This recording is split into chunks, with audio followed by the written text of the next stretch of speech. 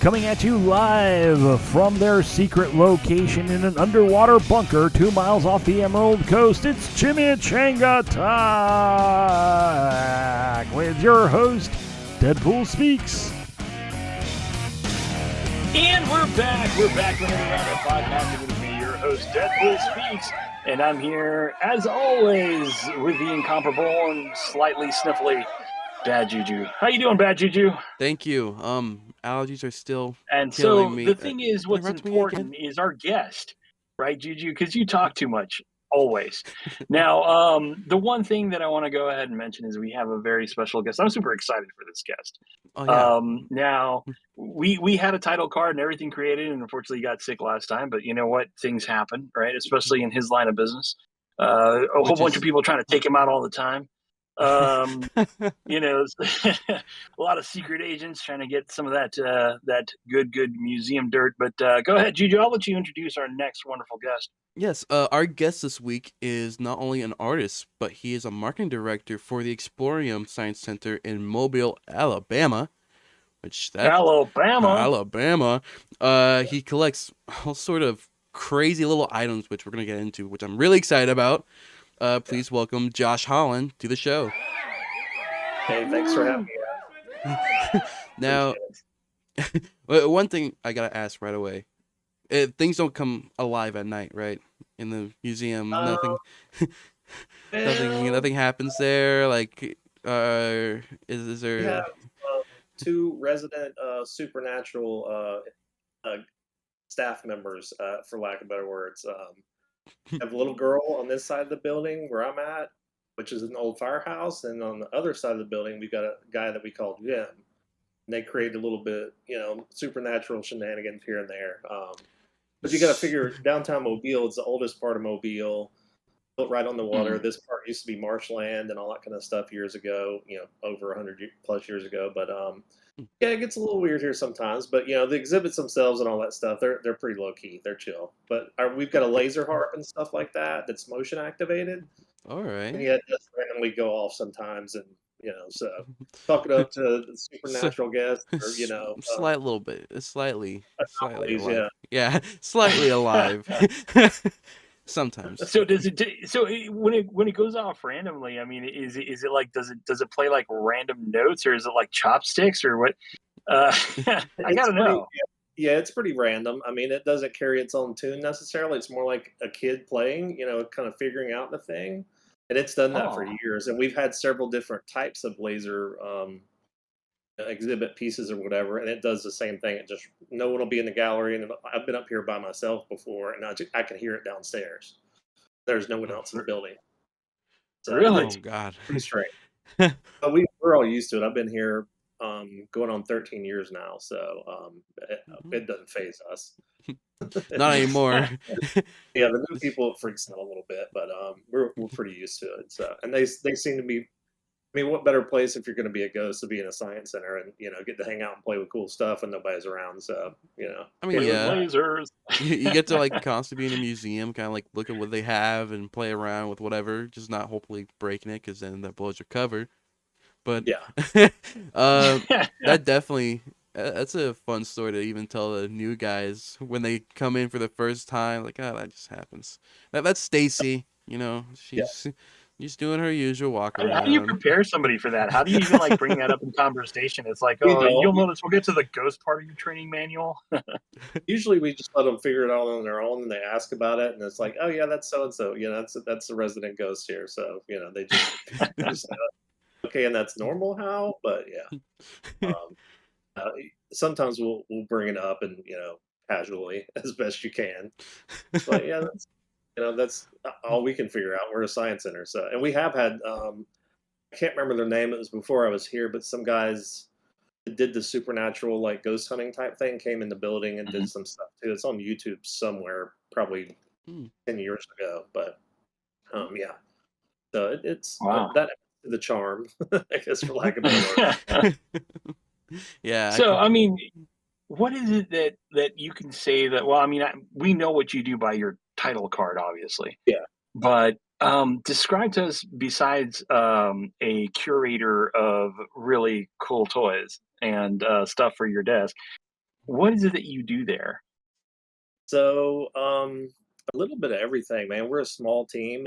We're a nonprofit, so and we're not a state or federally owned, not operated nonprofit. We operate independently. So a lot of people don't realize that. So that being the case, we do a lot with very little, like whether it's budget, staff, whatever. So um, have the fancy title, and in normal cases, you might have 10+ people underneath you, but me, I have maybe 2 or 3 people at a time. But I work with our entire staff. We all do a lot of different things, and I do everything from designing graphics for our social, content for our social, maintaining the schedule, email blasts, designing exhibit signage, researching exhibits.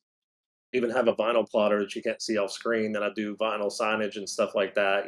Because that was I worked at a sign shop for a little while prior to being here, so a little bit of everything. Maintain our website.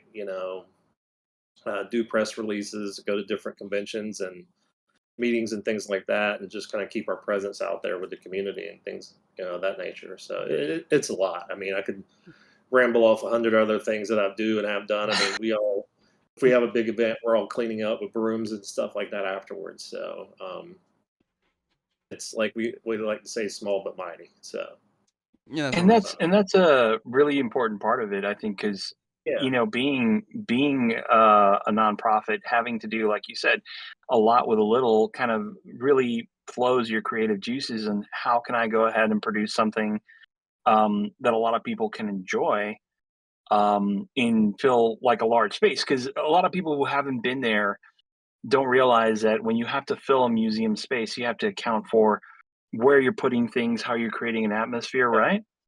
yeah, absolutely. And that's one thing that the public doesn't necessarily realize, and that sometimes we forget about too. Like we get certain things right. Oh, this is gonna be massive. We get it in our space, and it's like, oh, this is kind of small. Like because you get it, the scale's a little off or whatever. So um, yeah, it's definitely always a challenge. Like can we fit? Because we've had to pass on some phenomenal exhibits that just don't fit in our space, and then we've had some amazing exhibits that we just kind of shoehorned in and made work. Like Cube exhibit was a perfect example. That we that exhibit was typically made for a bigger space, but we rearranged it in a way where it fit our space because we felt it was such an important thing for Mhm. us to have. So um, Yeah, yeah, so it's like oh it's not like a Spinal Tap situation where you're trying to get Stonehenge and they put the things into inches. I don't know if you've ever seen This Is Spinal Tap, but yes, yeah, when the guitarist Nigel Tufnell decides to go ahead and draw a scale of Stonehenge, and they take it and they drop it down, and it's like a couple inches high because they yeah, misunderstood, and he put two quotes instead of just the one for the foot. oh yeah, You guys have to calculate your space and figure out how to best lay it out for everybody to enjoy, oh, right? yeah, absolutely. I know years ago we built this little, we call it a puppet tree. It's like a little fake tree, and it's got a little cutout where kids can climb inside of it and do a little puppet show through a little window cut in the front. And we built it outside on our loading dock because we didn't have the money to buy something like that or commission a big, exhibit company make it. So we built it on our loading dock. We took preliminary measurements, of course, but we go to bring it inside. We had to couldn't get it through our loading docks. We had to go all the way around the building, come in through our courtyard, open up the big firehouse doors, and then kind of shoehorn it into place. And it barely fit. I mean, within a half an inch. And we did that too wow. with a, a penguin exhibit years ago too. Did all the preliminary measurements and whatnot, and it got here. And when we were bringing the large aquarium for the penguins in the building, it barely cleared the door jamb by like less than a half an inch, like maybe a quarter inch. And this thing was like, I don't know, 20 feet long by like 12 to 14 feet high, something like that. And we had it craned over into the courtyard because it wouldn't even fit through Oh wow. the doorways. So yeah, it was insane. But so we've had a few close calls, but typically we do all right with it. at And least at least it's just a few times at least. But I think every time you have it's like, oh, really, it's like, we got to get a bigger space. Um, so And we, go but ahead. I'm sorry. oh no, I'm good. No, I was gonna ask you, so, like, how do you guys come up with these ideas? Like, how do you say, "Okay, well, we're gonna go ahead and kind of focus, in on this, or we wanna do an exhibit on this?" Is it something that's, like, suggested by, the community? How do you guys find your ideas for this? Um, it's a number of different things. I mean, yeah, the community, input sometimes factors in. Again, like people not knowing that we're a nonprofit, they're like, "Why don't you get let's get this exhibit or this film or whatever?" I'm like, "Cost is prohibitive." First and foremost, we look at is, what can we afford and what do we have space for? But no, we're always looking at other science museums, and we have a network of, I guess, design design houses, for lack of better words, companies who make and manufacture exhibits. Mm. And they send out emails and send out pitches, and we also meet them at conferences and things like that too. And we go around and see like little snippets of the exhibits and things like that, and we find out about them that way. And we look at, what can we afford, what fits in our building, what fits our mission statement. Is it um, like with us being preliminary or primarily STEM oriented, we try and keep it close to that, even though like Cuba was a little bit of a, sidestep from that a little bit. There was still a lot of biological science in there, so we felt like it still fit our mission. And cultural sciences, obviously, more like history museums and art museums, but we felt like there was enough hard science in there, like we call it, to make that fit too. So it's Mhm. it's a number of different factors, but yeah, budget and space are the two top indicators that we start with. Because if we can't afford it, can't fit it, it's a no go. Um, and we kind of narrow it down from there. But there's tons and tons of exhibits out there, and we have a good rapport with other museums as well. So sometimes they'll reach out to us, and be like, "Hey, we're getting this. We're going to put you in touch with the owners of the exhibit." So Gotcha. that's So how does that work? I mean, I'm really curious because the thing is and I know that there are houses that like specifically house these things and kind of loan them out and things of that nature. But like, how does that world work? I mean, is it like, hey, just like I guess with education, right? You have a lot of people that pitch curriculum, right? yes. So you have businesses that go around and say, "Hey, look, this is a textbook. You're going to get this textbook, and everybody's going to be smart." Um, you know, uh, so there's places out there. There's like little. Do you have like a warehouse catalog that comes in? It's like, hey, look at our nifty little new exhibit that you could do. Is it something like that? It's not far off from that. You've got it's not as cohesive, I guess. It's not like one big conglomerate necessarily. But it's a Mhm. bunch of small design houses and groups that either, and some museums actually make their own exhibits, post them, and then they tour them around the country, and they kind of recoup their expenses that way too. We're not nowhere near that size. These are like the Mhm. places in New York, Chicago, LA, these massive that are probably 5 times our size. They're the ones that build a lot of exhibits, then travel them around. And you've got like Stage Nine, little sticker back here on the fridge. You guys can't see it, but they're a house out in California, and they did Toytopia, they did Popnology, Animation Academy, all those exhibits we've had. Well, Popnology we haven't had yet, but other two we have. Mm. They're another design house. They do a lot of different exhibit design and things like that, and they operate independently. And then they shop them around. They go to conferences, and we meet up with them, and see what they have, what they got in the works, and we kind of do things like that. I mean, it's not too far from what you're talking about with like textbooks and other sales type things. So it's yeah, and some stuff we have to dig, and you might catch a glimpse of something on social media and be like, "What's that?" We got to find that. Like.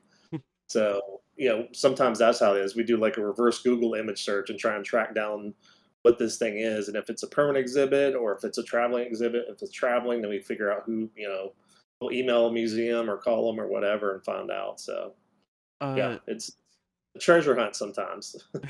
now, now that you mention that, I am curious. So you've been in like 13 years, as you said. I am curious. You've seen a lot of things. You've run a lot of things.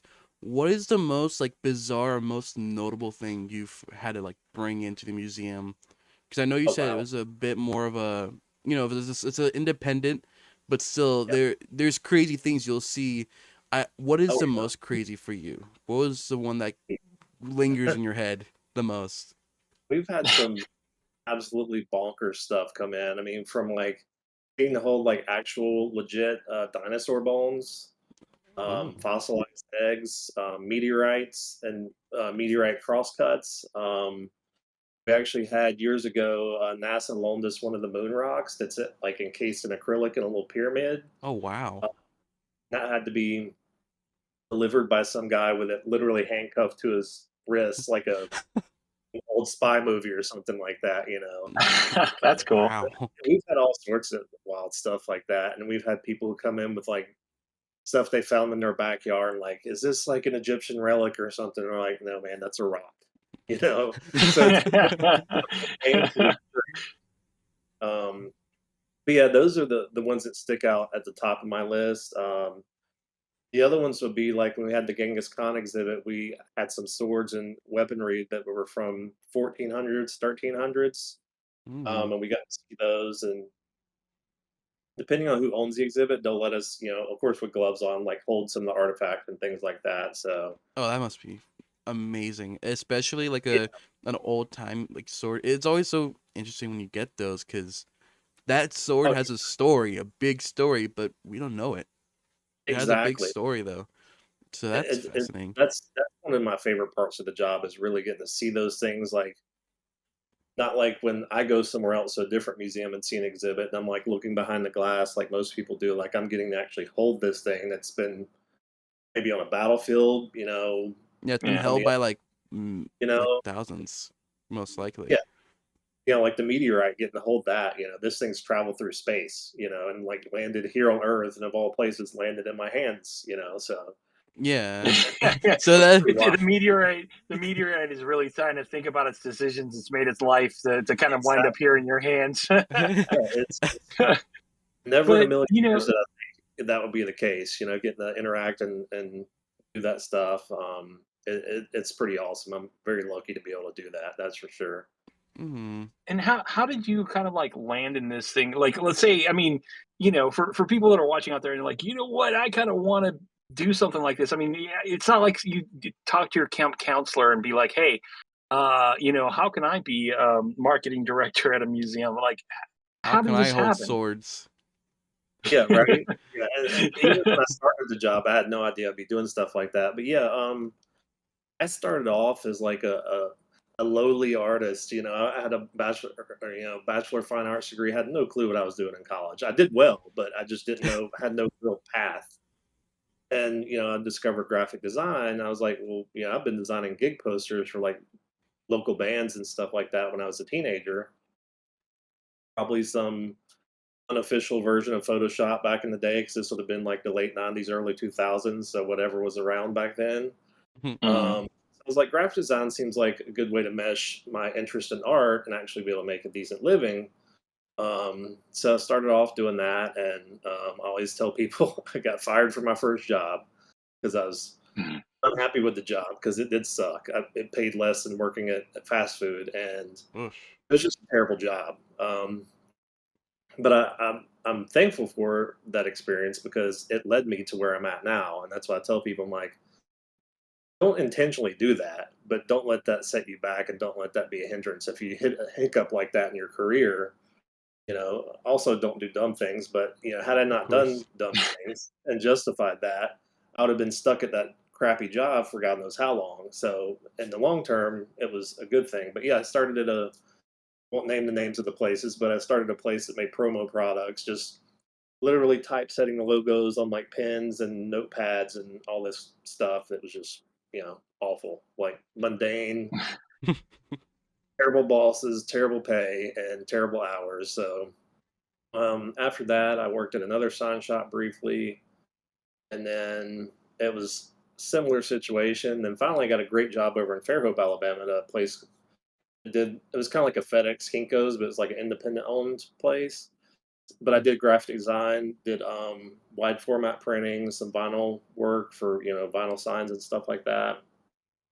Did that for several years, and then I moved. I ended up going to a sign shop with a buddy of mine I went to college with. That was a great gig. We did a lot of big large scale printing, banners, car wraps, vinyl wraps, all that kind of stuff. Hmm. And so basically, my main background is in graphic design primarily, but I started picking up marketing stuff over the years, social media management, email blasts, sitting in on, phone calls and stuff like that with marketing teams of places I worked. And ultimately I started kind of, moving in that direction, but I was not really conscious of it. I was just kind of picking those up as I went along. And then, that job kind of like, it got absorbed into another company, and then things just like management kind of went sideways a little bit. So me and my friends kind of Irish goodbye our way out of there, and I need to change. I wasn't. I enjoyed the sign shop stuff, but it was like it just I don't know. It kind of got monotonous too. And having a creative brain, I'm sure you guys can relate to this. Like if you get too complacent, you get stuck. You get depressed. You get just burn out. Yeah. So Hmm. anyway, they posted the job here at the Exploreum, and I was kind of apprehensive about it because I had a little imposter syndrome going on.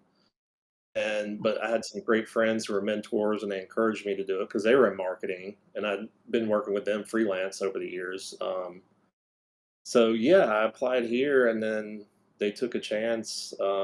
That was 2 executive directors ago. But Don, our current executive director, he was here at the time too. He was just running education. Yeah, that's kind of what led me here. But I guess the side quest to that is like I also did a lot of music festivals.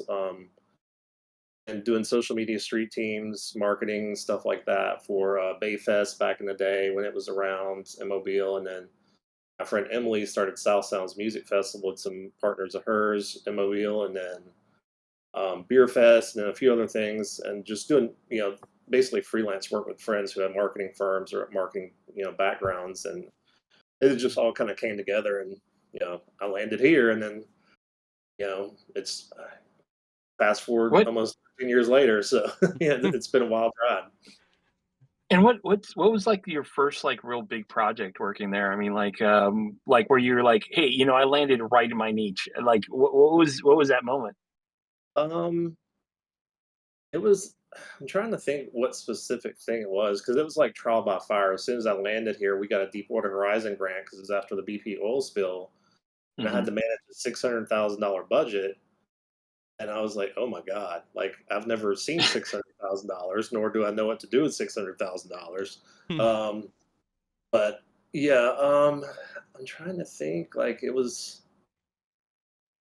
until the executive director that hired me, like she left, and we started doing traveling exhibits again. And I want to say it would have been. Geez, I'm going through my head because there's a catalog of like how many movies we've done in the theater and like how many exhibits we've done. But like Hmm. say when we had Animation Academy, which is several years in, is really when it hit home that I was like, this is this is where I want to be. Like because Animation Academy was like all the Looney Tunes, Roadrunner, Wile E. Coyote, all that stuff. But it was all, you know, the history of animation that I grew up, watching, and that's what Yeah. inspired me to get into art. So when we had that exhibit, actually, I'm looking at the banner on my wall that we used for the outside of the building. I saved it intentionally, and my boss hung it up in my office for me so I could keep an eye out because I just love it because it's got Roadrunner, Wile E. Coyote with the dynamite stick and the exhibit date and everything. It opened on my birthday. I think it was the 4th year I was here. So it was like the best birthday present ever. I'm like, this is my job. I get to go to work and see. They had the zoetrope. They had the like original cells from some of the cartoons, Oh, like that's all these cool. different Cool. interactives, and you could do like a little stop motion section, like Gumby and stuff like that. And there was a life size statue of Gumby I've got a picture next to. So it was that I think that's when I was like, this is freaking cool. Like, and then after that guitar exhibit that we had as well, and I've always been a big music fan, even though I don't have any talent. I just grew up. My dad's a musician. Grew up listening to all kinds of music. So those 2 exhibits were like big turning points or big milestones, I guess, in terms of this is I'm in the right spot type moments. Yeah, Mhm. and you actually your team, right, as a group, you guys won an award because you mentioned the Genghis Khan exhibit, right?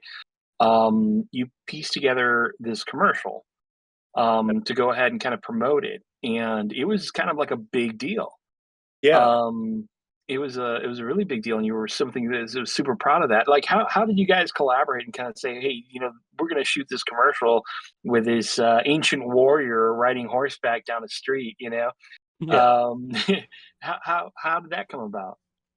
So, yeah, of course, we got the Genghis Khan exhibit, but we're like figuring out, we actually had a good sized marketing budget to work with. I was like, I really want to do a commercial, and I'd seen some of the other little spots that other museums that hosted the exhibit had. And I was like, these are cool, but I was like, this is Mobile. Like, I'm always like, because this is my hometown. I love this place, for better or worse sometimes. But um, I wanted to showcase different parts of downtown specifically, not just us.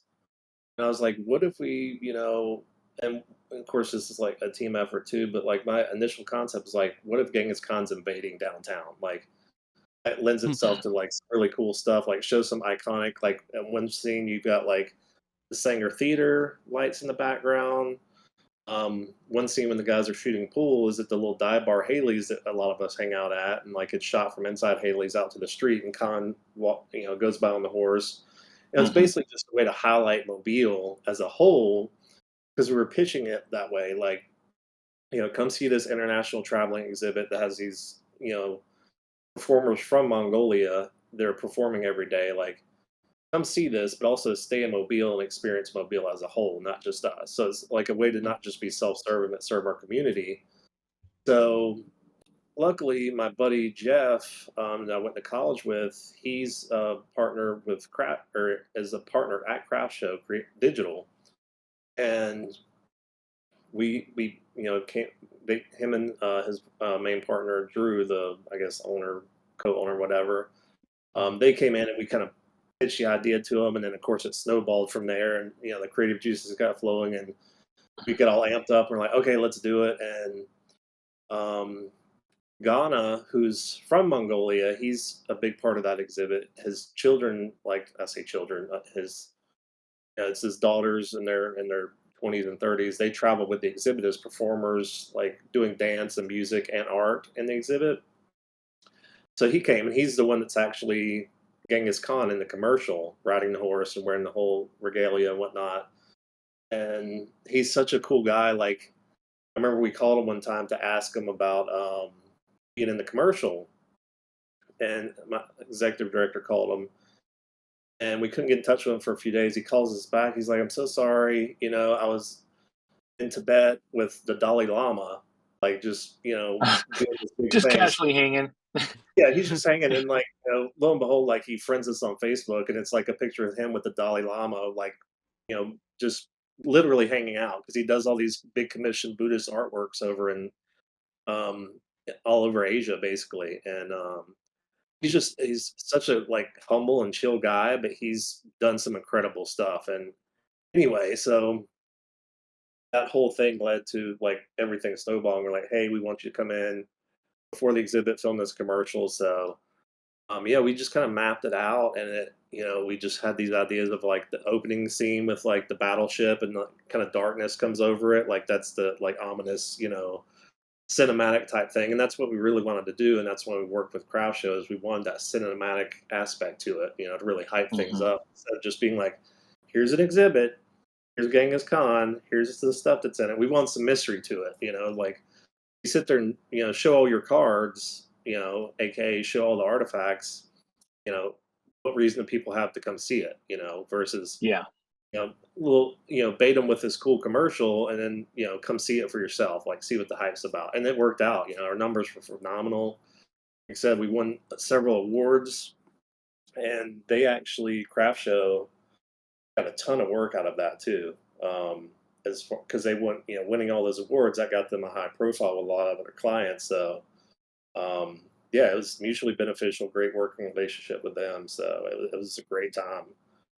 I actually had pneumonia the entire time we were shooting the commercial. I didn't know it, so I ended up in the hospital the next week Ugh. for about like 3 weeks. And with sitting there on my laptop, doing my breathing treatments and medications and stuff, and like, finishing out the marketing plan for the exhibit for it to open on time. So yeah, it was wild. That sounds like one hell of a week to It to go was. I was from. like, yeah, I think we wrapped up shooting the final night at about 4:30 in the morning. We had to shoot on a Sunday evening to kind of bypass a lot of the downtown crowd, like, Friday and Saturday. And, we would Hmm. still want some people out. So we're like, Sunday's the best bet because we had to get police to block off the streets, all the permits because we had a drone.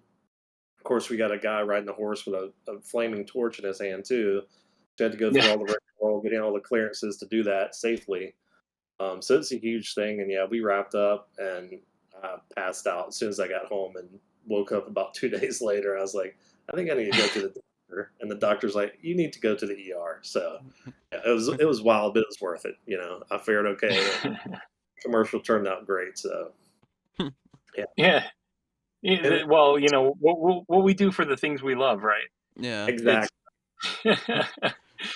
now, Absolutely. you had an amazing experience also, with you mentioned the Cuban exhibit that you guys brought in, and having you as an amazing friend because we met on the convention circuit. So I here, was see if I can grab it real quick. But just run through yeah. everything. This little guy. There you go. Look at that. Still hanging. Oh, there you go. Yeah, I still have all that stuff from that. That was a great time. And I'm glad we met. We still have this connection going.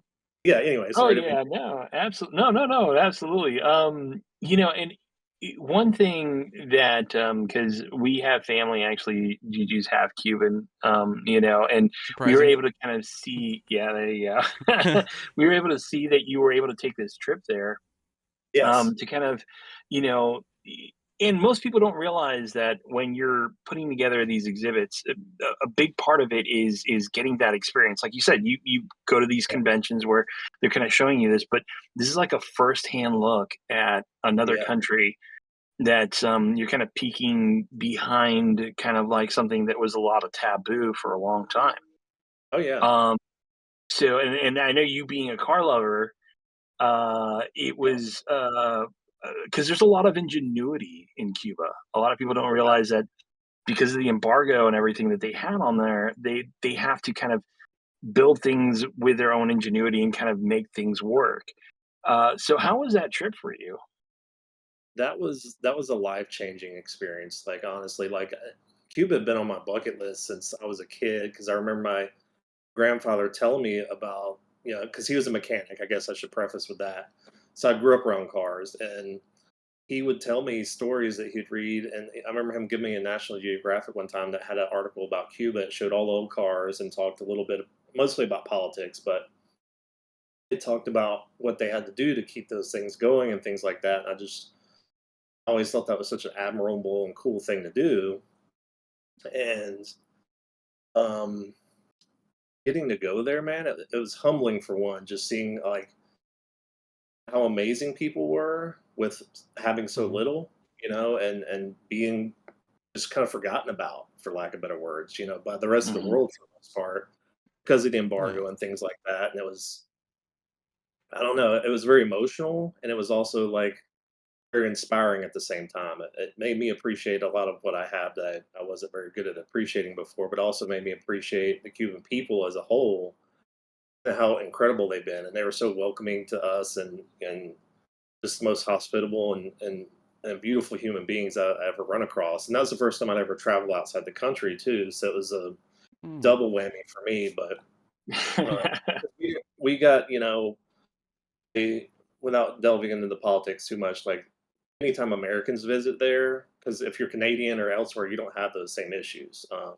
Hmm. But as an American going there, they kind of curate your experience a little bit, for lack of better words. So you're not necessarily supposed to see some of the more negative things like the poverty, but it's Yeah, inescapable. Yeah. I mean, there's no way not to see it.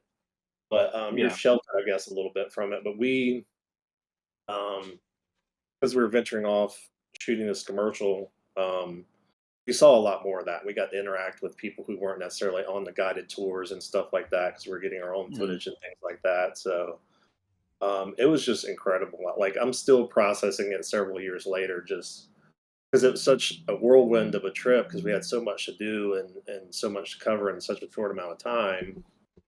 Um, it was just it was wild. Like, but yeah, like the ingenuity of the people. Like I remember we left dinner one night. We rode in like it was a '56 Bel Air, but it had a diesel engine in it because they didn't like the American engine finally crapped out in it, and so they just took a Russian diesel engine out of like a truck or something Hmm. and retrofitted it into a 50 something Bel Air. It was like because when we cranked it up, I was like, this sounds weird, and I was like, it's insane.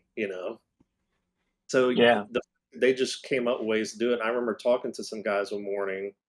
I got up before the rest of the group and was sitting outside the hotel, and all the classic cars were lined up there, and the guys were kind of shooting the breeze with each other. And one guy was working on his car, so I went down there, and my Spanish is like this at best. I used to be pretty decent at it, but anyhow, like I start kind of chit chatting with the guys because he spoke more English and could connect with me better with my crappy broken Spanish. But we started talking about cars, and he was like, he popped the hood on his, and he had like a Volkswagen something diesel engine, and his like Ford or Pontiac, I think, is 1950s car. They're all classic cars.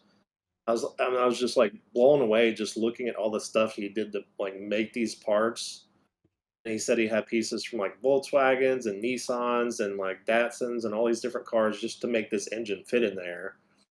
And he had it mated up with the original American transmission somehow, which I'm still baffled about. And it was just insane. And they were so stoked to talk about their cars too. I mean, that's their pride and joy. If you've got one of those cars, you're using it as a taxi or a tourist thing. It's your livelihood, but it's also a source of pride too, because there's so many Yeah. Yeah. people there with nothing down there. So it And was I it think was a lot of people fail to see that. I think it's kind of like the whole, don't judge a book by its cover. And absolutely I think, that's sometimes really important, especially when you're trying to like, curate a museum, is yeah, that, yeah, you have a bunch of artifacts but it's the inner workings of what this exhibit tells somebody when they walk in through a room, the emotional experience that they have, the connection that they'll have to this object that separates it from just being something behind glass to something yeah, that's going to leave a resonating experience with you. exactly. Which is like what's Yeah. so cool about that. So, um, but yeah, no, and I had the pleasure of going with my wife. We took a trip just to go ahead and you were unfortunately you were not there. I think you were at a convention at the Yeah, time. I was in Charlotte. Um, Yeah. yeah, when we went to go see it, because not only is it her heritage, but it was a really cool look at everything from how they do screen printing still, Yeah. their music, basically their culture, and then aspects of, like you said, the science part about it, their ecosphere that they have, because a lot of people really don't understand. They see it as an island, but there's so much more to that island than Oh, yeah. just, It's you incredible. know, yeah, it really is. Um, so let me ask you this. I'm really curious because one of the things that I look forward to is around Halloween time for you. Yeah. You guys go ahead and put together some really cool exhibits the last couple of years, and they've all been based on kind of like either fears or things like. How do you come up with that? Because Hmm. obviously it's themed, Yeah. right? Because it's Halloween. But where do you come up with these ideas? So that's kind of the brainchild of me and our executive director Don Como because we're both like everybody messes with me because I'm kind of a Scrooge around Christmas because I'm just not a big Christmas person. I'm a Halloween person, Yeah. and I loves like horror movies and he used to do like he's got a background in like forensics and stuff like that. But he also like for our Halloween events used to do like scar makeup and all the little like special effects stuff. So we were sitting around one day years ago and like you know budget comes into play. We need to fill these galleries with exhibits and whatnot and we were trying to figure out. We'd always wanted to do exhibits ourselves, like create something from scratch and have it, in case we need to fill time or space or whatever. We're like, let's do something. Like we always want to do a haunted house too, but we're like, there's no science to it. But then we kind of started brainstorming on it more and coming back to the idea. Like, what if we do it on phobias? Like, there's plenty of science behind that. There's, you know, folklore. There's urban myths, and there's legit science and all that kind of stuff that tie in with phobias. So we based the first round off that, and we just started digging in and researching. And that's the other fun part of this job is like learning so much. It's like going to school without the boring part that's super structured and like, makes you want to follow.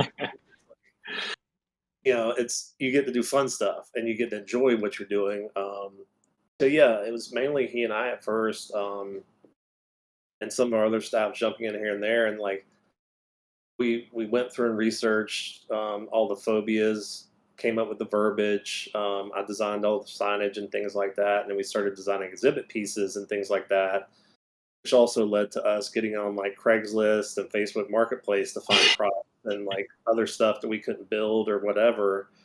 So we ended up at some guy's house in New Orleans one time that just had like mountains of like hot rod stuff and like Halloween props and things like that. We got an old like 1930s dentist chair and all this different stuff from there that looks like it's out of like a Saw movie or something. And then we end up at some lady's house over in I think it was Milton, Florida, maybe. She used to have a haunted house on her property, and she was closing it down. It was basically just this big, cattle barn that was retrofitted to be a haunted house. And we found her on Craigslist. We went out there and like walked through her whole haunted house that was shut down, and just got all kind of artifacts from her.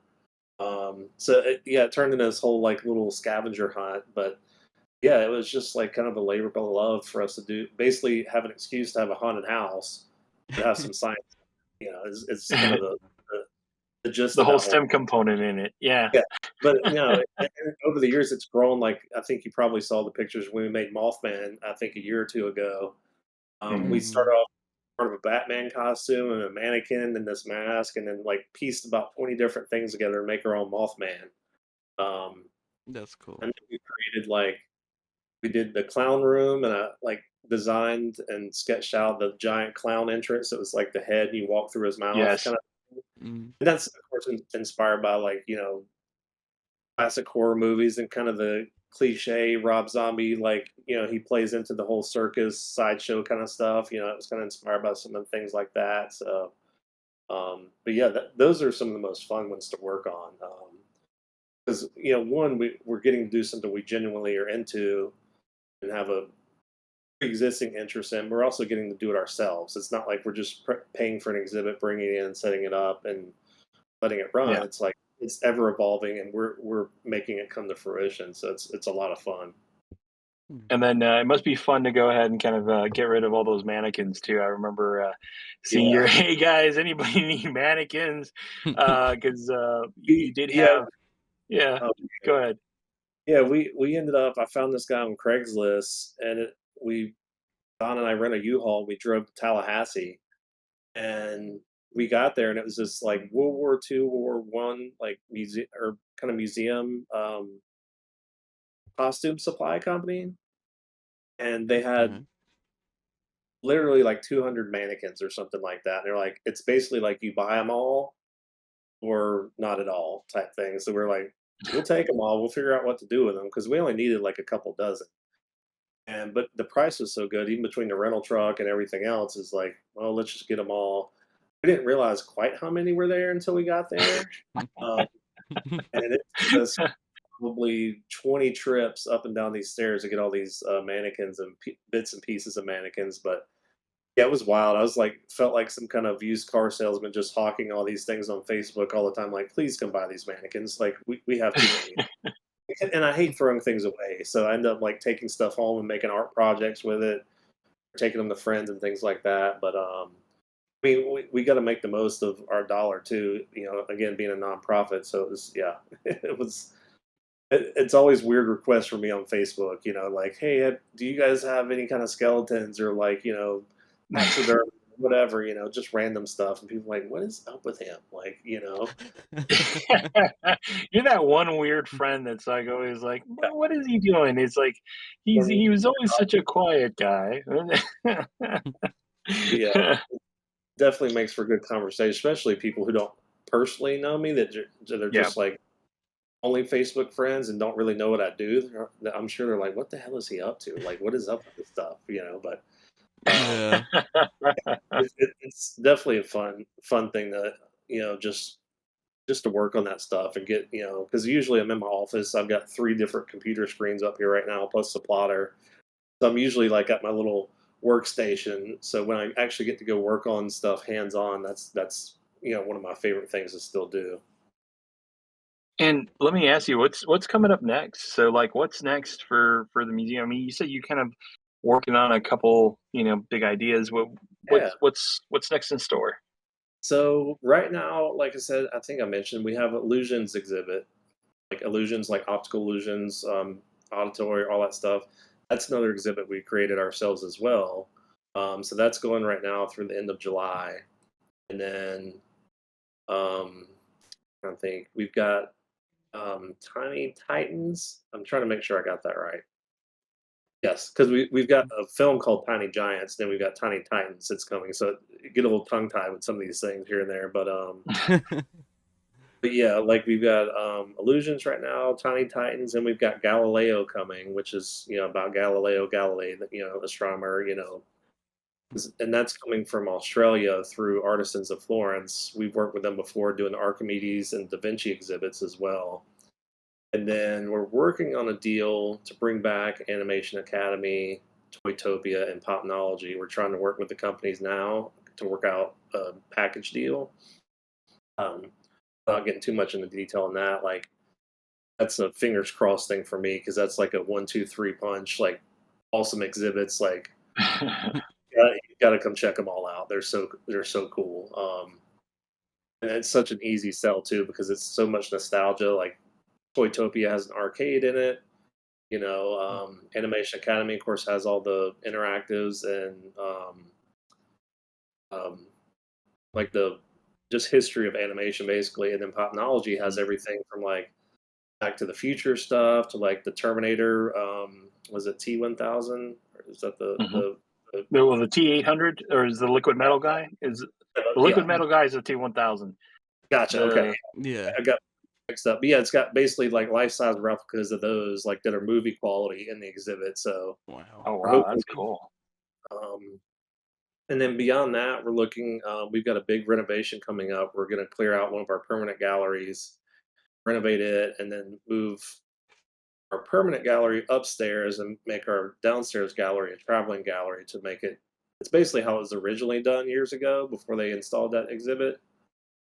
It just makes it easier for us to load the exhibits in and out instead of like coming in through the loading dock, going upstairs, or There's going up, yeah. lifting stuff over. So we've got a huge grant to redo that gallery.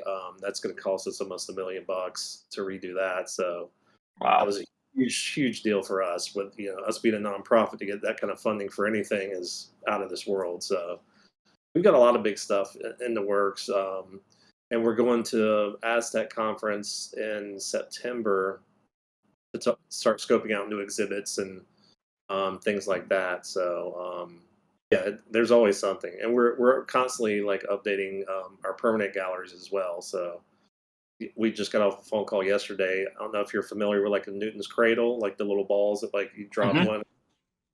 There's a company out of Texas that has a giant one. It's probably 10 feet long, Wow. and the balls are probably 2 feet in diameter. We're working on getting that to put in one of our galleries too as a permanent piece. So yeah, and we found Oh, them that's through cool. TikTok, or they found us through our TikTok page. So we end up connecting with them, who in and talk to us about some bigger projects we want to work on too. So that's another way some of that stuff happens. Is just social media. You just run across somebody, and it's like, hey, this is cool. Like, let's reach out to them. So, but So yeah, were you the one responsible for the whole getting your slightly older staff to do the what do they call it, the new terminology, the whole yeah, play? So Yeah, that's Taylor. She started off at our box office, and she's got a background, or she went to school for hospitality, so that's why she Mhm. ended up here in the first place. And then she kind of helped out with a few projects. I was like, she's really good at this, and also I don't have the time to manage all this stuff. So talked to Don, our executive director. I was like, hey, can we bring her upstairs and steal her from the box office and get her into marketing? And I just she came up with some ideas. I was like, you know what? Run with it. Just have fun. This is your, because she's in her mid 20s, I think, and yeah. that's the demographic 100% for TikTok, especially. I mean, everybody's on there, but um, be creative like that. Get on the viral stuff. She's once in a while I'll pitch an idea to her, but typically she's like, I want to do this, this, and this. I'm like, go for it. Excuse me, one second. Yeah. But yeah, she's phenomenal. She cracks me up every day. She comes in here and she's like, I want to do this, this, this, and so much energy. I'm like, I trust you. Go for it. So she does a great job of that. She gets all the credit and then some for that. And I mean, it makes your job easier, right? Because she's frees me up to do some more kind of long term stuff. And yeah. I'm 42 now, so I'm not exactly cutting edge when it comes to that kind of stuff. So Yeah, I had to Google what Discord was. So yeah, no worries. I completely understand. Now, one thing that I want to do is we always have this really kind of fun little game that we do with all of our guests, right?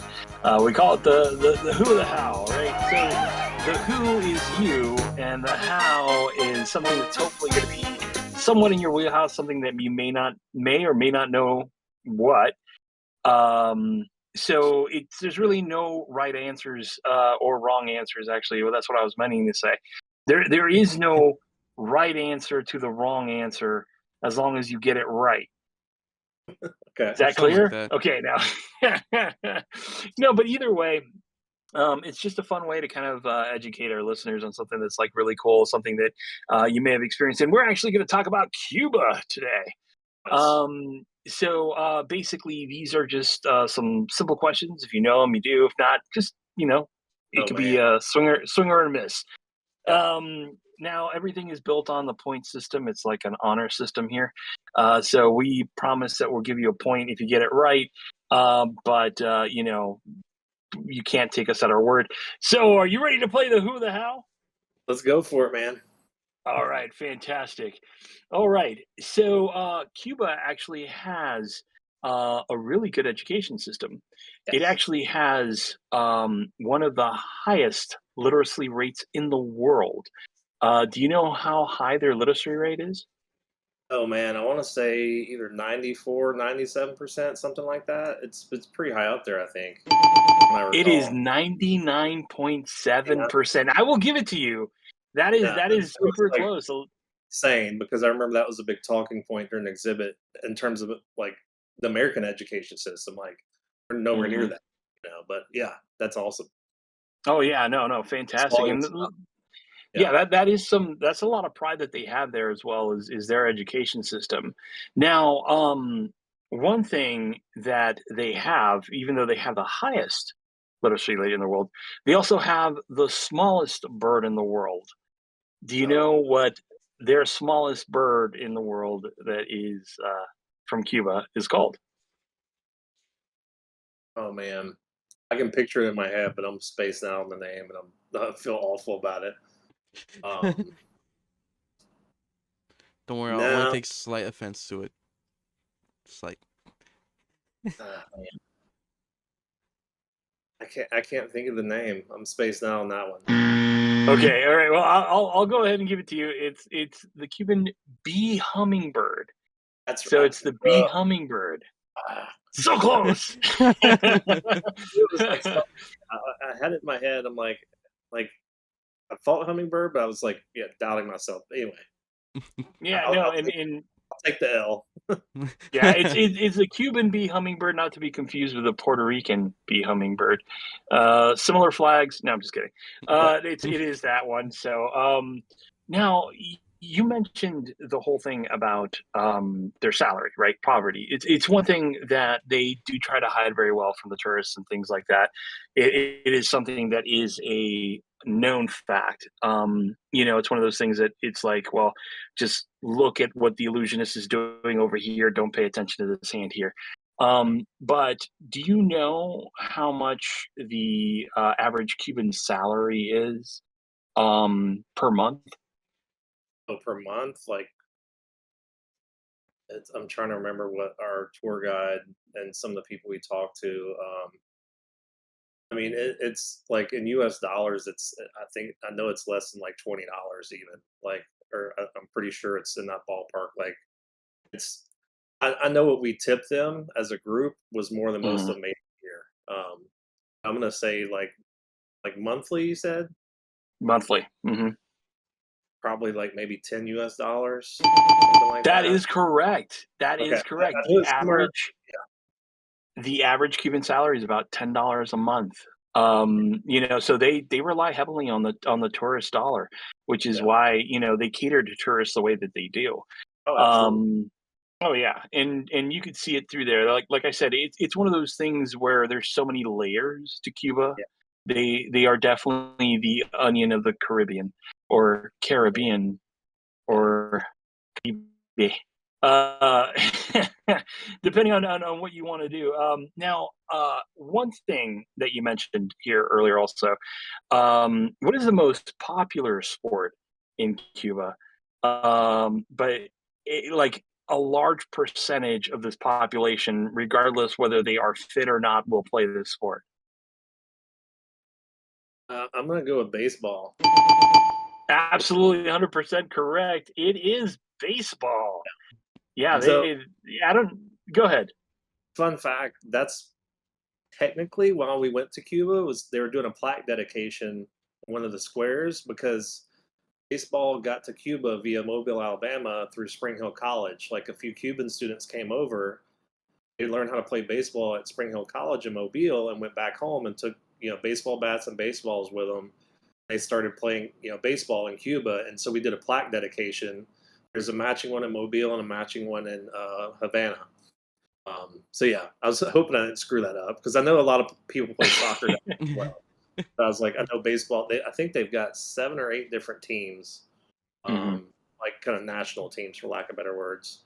Hmm. Yeah. But anyway, sorry, random side No, no, quest no. there. No, it's That's fine. absolutely right. And if you talk to the majority of Cuban people, they are like what they call armchair coaches, where they will go ahead and tell you what everybody is doing wrong, while kicking back a nice beer, a nice cold drink, because they haven't ran a plate since they were like about 12. Yeah, So, and I can say that I'm part Cuban in a sense, right? Because my wife, since she's Cuban, even though I'm from Chilean descent, right, from South America, pretty much it absorbs my Chilean and cancels it out, and then suddenly I am Cuban. yeah. So yeah. Now, one thing that I want to go ahead and kind of leave everybody with, is just like as kind of like an afterthought, something that maybe you could share with us. Um, for those people that are kind of struggling, right, to try to find what their passion is, especially someone who's really creative, right, who had the same start that you did. What kind of advice would you give them to go ahead and kind of help push forward? I mean, you said one was like, okay, well, yeah, you can make mistakes, right? Yeah. Things can happen that'll lead in your path. But if you were visiting a, previous version of yourself, Yeah. where you could kind of just be like, hey, I'm going to give you this one piece of advice, what would that be? Um, the biggest thing I think, like, is give yourself grace for one when you do make those mistakes. Like I said with the first job, don't beat yourself up too much about it. Learn from it, move on. Don't linger on it. Your mistakes are meant to learn from. Like if you dwell on them and like you keep stumbling over the same thing, you're never going to go forward. So I would say that's a big kind of a life advice thing too. But career wise, surround yourself with creative people. Like if or like-minded people that, and not to say you isolate yourself, because isolationism, as we know, is very problematic. But to be around like-minded but also open-minded people, I think is key to the success in anything, because you're going to learn from them and they're going to learn from you, and it's a cyclical, mutually beneficial relationship that you develop with people like that. And the more you surround yourself with that, the more you're going to grow. You're going to progress in the direction that you want to, and that's what helped me with marketing and design and the arts, is being around people in those fields, but had the same mindset that I did. They're open to growing. They weren't just like, it's my way or the highway. You can only do it this way. There's only A to B. So you can go A, C, L, Z, W, A, B, and then, to Z, whatever. Unless you're pulled over. Yeah, Yeah. you definitely, yeah. But no, yeah, it's there's no set path. It's you got to find your own way. But the more you surround yourself with good people, like you guys are well aware of it. You have a great community with what you guys do, and it shows. Like your passion shows through in it, and I think that's important. Is just keep interacting with those people. Don't close yourself off. Be open to things. You're vulnerable, sure, but the growth you get out of it is worth it. So I guess that's career and life philosophical in a nutshell kind of thing.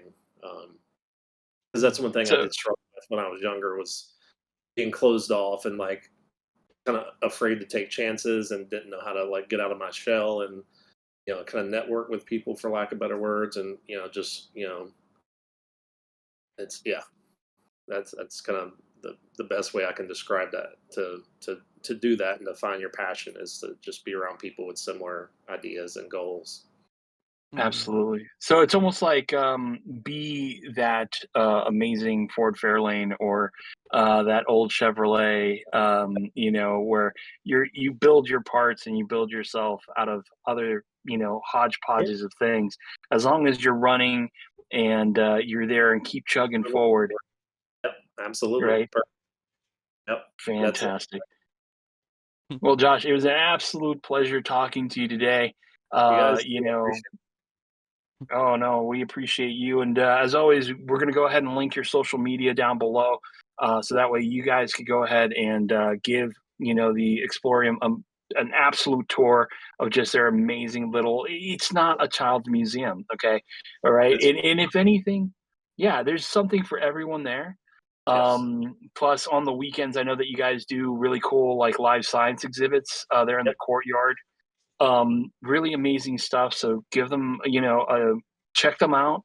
They're a wonderful attraction located in downtown Mobile. And any other last words?